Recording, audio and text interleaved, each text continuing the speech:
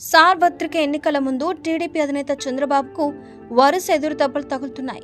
చంద్రబాబుకి ఇవే చివరి ఎన్నికలు కావడంతో ఆయన ఎలాగైనా తన జీవితంలో చివరిసారిగా సీఎంగా కావాలని పగటి కలలు కంటున్నారు. కానీ ఆ కలలు కలలుగానే మిగిలిపోయేలా కనిపిస్తున్నాయి. టీడీపీ నేతలు చంద్రబాబు కంటి మీద కునుకు లేకుండా చేస్తున్నారు.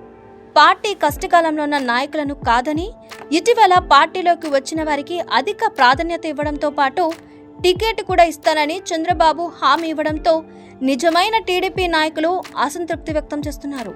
ఇప్పటికే మైలవరం మాజీ ఎమ్మెల్యే దేవినేని ఉమా, నూజివీడు టీడీపీ ఇన్ఛార్జ్ ముద్దరబోయిన వెంకటేశ్వరరావు వంటి నేతలు చంద్రబాబు తీరుపై అసహనం వ్యక్తం చేశారు. తాజాగా ఈ లిస్టులో మరో టీడీపీ నాయకుడు చేరారు. ఆయన మరెవరో కాదు, కర్నూలు జిల్లా మంత్రాలయం నియోజకవర్గ టీడీపీ ఇన్ఛార్జ్ పాలకుర్తి తిక్కారెడ్డి. తాజాగా ఆయన చంద్రబాబు తీరుపై అసంతృప్తి వ్యక్తం చేశారు. చంద్రబాబు తీసుకుంటున్న నిర్ణయాలను తిక్కారెడ్డి బహిరంగంగానే విమర్శించారు. గత 10 ఏళ్లుగా పార్టీలో కష్టపడిన తనని కాదని ఇటీవల వైసీపీ నుంచి టీడీపీలో చేరిన రాఘవేంద్ర రెడ్డికి టికెట్ ఎలా ఇస్తారని తిక్కారెడ్డి చంద్రబాబును ప్రశ్నించారు. చంద్రబాబుపై తిరుగుబాటు చేయడానికి తిక్కారెడ్డి రంగం సిద్ధం చేసుకుంటున్నారు.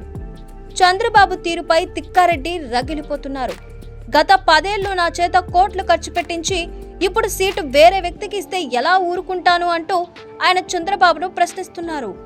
తిక్కారెడ్డి మరో అడుగు ముందుకేసి తనని కాదని మంత్రాలయం టికెట్ మరొకరికిస్తే టీడీపీ ఎలా గెలుస్తుందో చూస్తా అంటూ సవాల్ విసిరారు. దీంతో మంత్రాలయంలో టీడీపీ రాజకీయాలు ఒక్కసారిగా వేడెక్కాయి.